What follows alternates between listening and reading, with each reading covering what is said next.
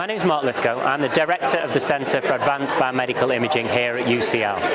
The aim of the centre is to develop new and novel imaging technologies, to get a look at things that people haven't seen before. I think in part this comes from my life before science. I used to be a climber, and there is a wonderful moment when you stand on part of this earth that nobody else has ever stood on before, and you look out at a view that nobody else has ever seen.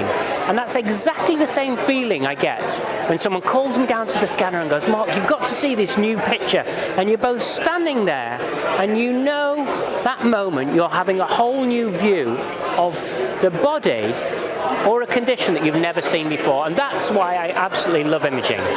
So why do I love the rose trees? It's quite simple for me.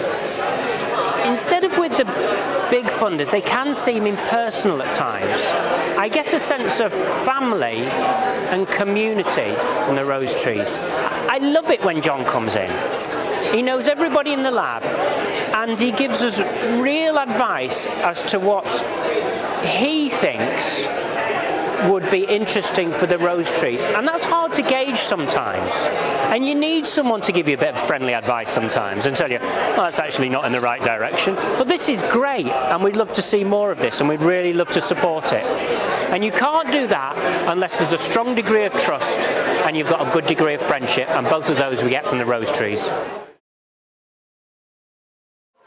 What I loved about the afternoon was that moment when you're in a lecture and you get a slightly different view of yourself or the world around you because of what you've seen. And I got that today with the smartphones. The first thing I was thinking is, I've got a new experiment. I know I can turn a smartphone into a brain scanner. And you don't often get those moments.